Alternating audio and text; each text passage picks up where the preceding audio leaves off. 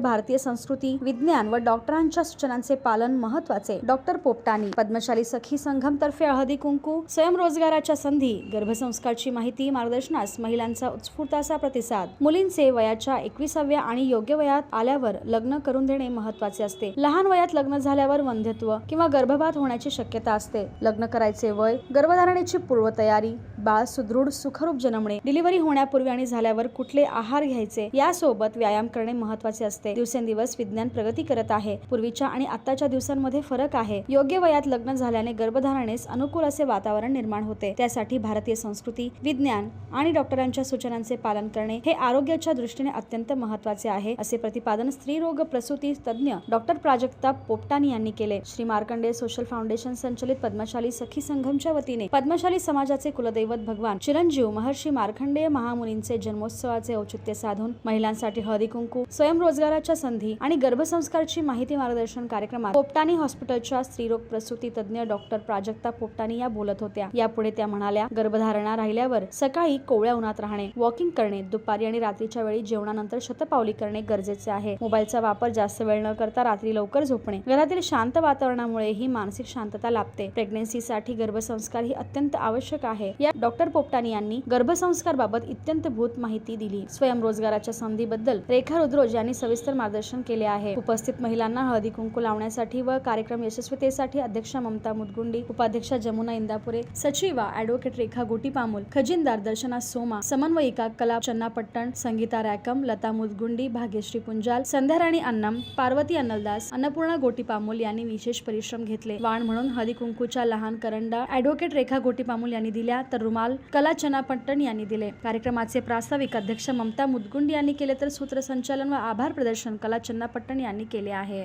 पण आता मी बघती आहे की आता ॲट प्रेझेंट एक 40च्या पुढची वय असलेली स्त्रिया सध्या इथे आहेत. मग मेन ॲक्च्युली काय आहे की आता ह्या किंवा 50sच्या वर स्त्रियांच्या डोक्यात ॲक्च्युली हेच कल्पना असते की आमच्या वेळी असं नव्हतं. आमच्या वेळी कधी प्रेग्नन्सी राहायची, कधी डिलिव्हरी व्हायची, घरी कोण डिलिव्हरी करायचं, कोण नाही करायचं, खूप गोष्टी सोप्या होत्या. मग त्यांचा असं कन्सेप्ट असतो की आताच्या स्त्रियांमध्ये किंवा माझ्या मुलीमध्ये किंवा मेन म्हणजे माझ्या सुनेमध्ये असं काय प्रॉब्लेम आहे की बाबा आजकाल प्रेग्नन्सी राहत नाही किंवा राहिल्यानंतर कॉम्प्लिकेशन्स होतात किंवा प्रत्येक वेळी डॉक्टरला दाखवावं लागतं. डॉक्टर म्हणतो आज सोनोग्राफी करा, उद्या सोनोग्राफी करा, ही ब्लड टेस्ट करा. आणि आमच्या वेळी असं नव्हतं. हे मेन या एजच्या स्त्रियांमध्ये हा कन्सेप्ट असतो, स्पेशली यांच्यामध्ये. मग आता ॲक्च्युली काय झालं आहे की आता एज्युकेशन वाढलं आहे आणि यातले बरे थोडे ओळखीचे चेहरे दिसतात. कधी मला दाखवलं असेल किंवा कधी काहीतरी भेटलं असू. पण माझे केस आता एवढे पांढरे झाले अजून त्यामुळे थोड्याफार मला चेहरे लक्षात राहतात.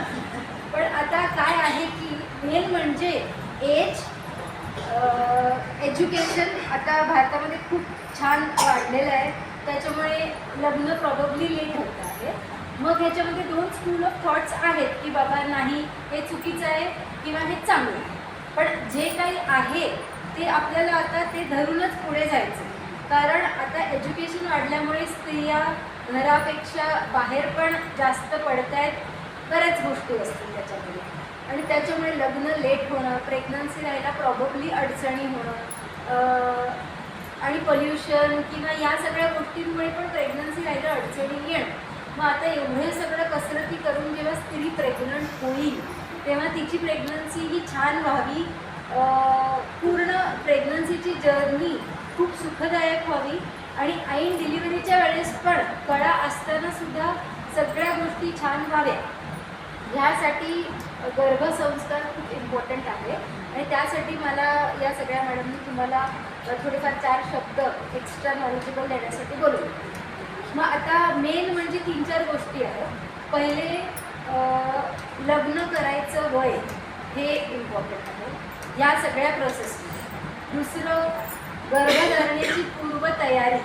आता तिसरं गर्भधारणा झाल्यावर एक सदृढ आणि सुखरूप बाळ आपल्याला कसं मिळेल जे मेंटली फिजिकली चांगलं स्टेबल असेल हे इम्पॉर्टंट आहे.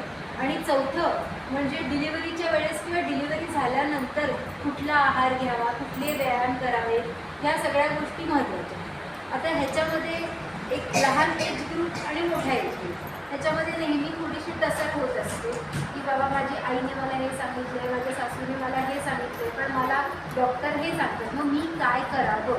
मग आता भारतीय संस्कृतीचं आपल्याला एक मेळ टाकायचं या एज, त्यांचं पण ऐकायला पाहिजे, सायन्स पण इम्पॉर्टंट आहे, डॉक्टर काय सांगेल हे पण थोडंफार तरी ऐकायला पाहिजे, तरच मग ही सगळी प्रोसेस खूप इझी होणार आहे. एक हे मी नाहीच करणार किंवा डॉक्टरचं नाही ऐकणार किंवा त्यांचंच ऐकणार आणि घरातल्यांचं नाही ऐकणार असं अशक्य आहे. ठीक आहे, हे असं काही करू नका. आता मेन एज हे कशासाठी इम्पॉर्टंट आहे, तर एक आता शासनाच्या नियमाप्रमाणे 21 हे एज ठेवलेलं आहे लग्नासाठी आणि इथून पुढे चांगली प्रेग्नन्सी राहावी ह्याच्यासाठी. आता ह्याच्यामध्ये आपण 18 इयर्स जरी पकडलं तरी हे कशासाठी इम्पॉर्टंट आहे, कारण 2-3 गोष्टी. एक तर खूप कमी वयामध्ये जर लग्न झालं किंवा गर्भधारणा झाली तर अशा स्त्रियांमध्ये काही व्यंग्यत्व येणं किंवा अर्ली मिसकॅरेजेस म्हणजे दिवस चढणे पण पाळी येते अशा विषयास. आणि प्रेग्नन्सी राहिल्यावर प्री क्लॅम्सिया म्हणजे BP शेवटच्या क्षणाला वाढणे. हे 2 एज ग्रुप्समध्ये आहे. एक तर खूप 17-18 वयामध्ये प्रेग्नन्सी राहिली, 19 वयामध्ये प्रेग्नन्सी राहिली तर किंवा 35च्या पुढे प्रेग्नन्सी राहिली तर असं दोन्ही एज ग्रुपमध्ये बघायला मिळतं. म्हणून हे सायन्स हे सांगतं की कमीत कमी 18-19च्या पुढे लग्न करणे आणि 20-21 ही बेटर एज आहे प्रेग्नन्सी राहण्यासाठी. अप टू 35 याच्यासाठी म्हटलं जातं कारण 3-4 गोष्टी आहेत. एक तर स्त्री हीची क्वालिटी. आता पूर्वीच्या वेळी मे बी या सगळ्या गोष्टी होत्या पण तेव्हा सायन्स एवढं ॲडव्हान्स नव्हतं आणि त्याच्यामुळे या गोष्टी लक्षात येत नव्हत्या की बाबा डिलिव्हरी झाली, सगळं ओके झालं की एका स्त्रीला प्रेग्नन्सी होत नाही तर ठीक आहे, म्हणजे त्याच्यापुढे काहीच करायचं. पण आता सायन्स किंवा शिक्षण ॲडव्हान्स झाल्यामुळे या खूप गोष्टी कळत आहेत आणि त्याच्यामुळे गोष्टी कॉम्प्लिकेटेड पण होत आहेत आणि गोष्टी सोप्या पण होत आहेत. मग आता त्या सोप्या कशा करायच्या हे माझं किंवा माझ्यासारख्या स्त्री तज्ञांचं काम आहे तुमची हेल्प करायचं.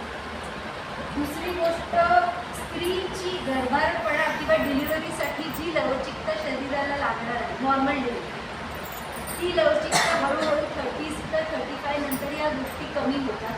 मेनली हाडाच्या गोष्टी, बॅकेक किंवा गर्भाचे इतर काही प्रकार, हे सगळं आजकाल अलीकडे जास्त बघायला मिळतं किंवा आधी होतं पण एज्युकेशनमुळे हे खूप लवकर कळतं आहे, त्याच्यामुळे गोष्टी इझी आहेत. हे तिसरी गोष्ट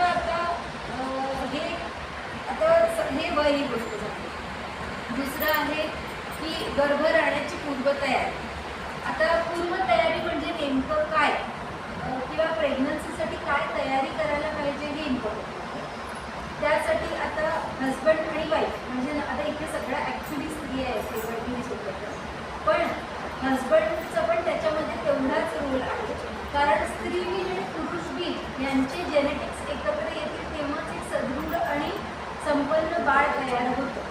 त्यामुळे ॲक्च्युली तुम्ही हा मेसेज तुमच्या हजबंड्सना किंवा तुमच्या घरी तुमची मुलं, कारण तुम्ही हे मेन आहे की जे तुम्ही तुमच्या मुलांना तयार कराल आणि हीच मुलं पुढे जाऊन चांगले हजबंड होतील की जे आपल्या बायकोची काळजी घेऊन चांगली एक संतती तयार होईल. त्यामुळे हे मेन. पद्मशाली सखी संगमच्या अध्यक्षा ममता मुरगुडी.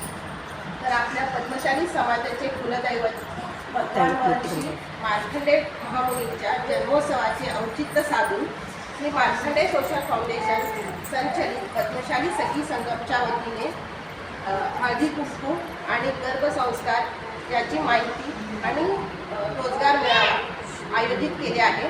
तरी या कार्यक्रमासाठी प्रमुख पाहुणे म्हणून लाभलेले स्त्रीरोग तज्ज्ञ व प्रसूती तज्ज्ञ डॉक्टर प्राजक्ता पोपटाणी मॅडम हे आपल्याला मार्गदर्शन करतील आणि त्यांचं या ठिकाणी मनपूर्वक स्वागत करते. आणि यापुढील सूत्र मी पद्मशाली सखी संगमच्या समन्वयिका कला चंद्रपटन मॅडम यांच्याकडे सुपूर्द करते. नमस्कार सगळ्यांना. आज आपण हे की नाही संध्याकाळच्या या वातावरणामध्ये एकत्र जमलो आहोत. आपल्या म्हणजे आपण सगळे लेडीज आहोत, आहे की नाही. लेडीज म्हणलं की आपल्याला वयाच्या 12व्या वर्षापासून है की नाही म्हातारा होईपर्यंत आपला संबंध हा गर्भाशयाशी असतो है की नाही. दर महिन्याला आपण या चक्रातून आपण फिरतच असतो. तर याच्यामध्ये निष्णात असलेले है की नाही आज आपल्याला प्राजक्ता मॅडम इथे आपल्याला आलेले आहेत आणि त्यांनी म्हणजे गर्भसंस्कार म्हणजे एखाद्या स्त्रीला दिवस केल्यानंतर तिने प्रसूती होईपर्यंत कोणत्या पद्धतीने स्वतःची काळजी घ्यायची आणि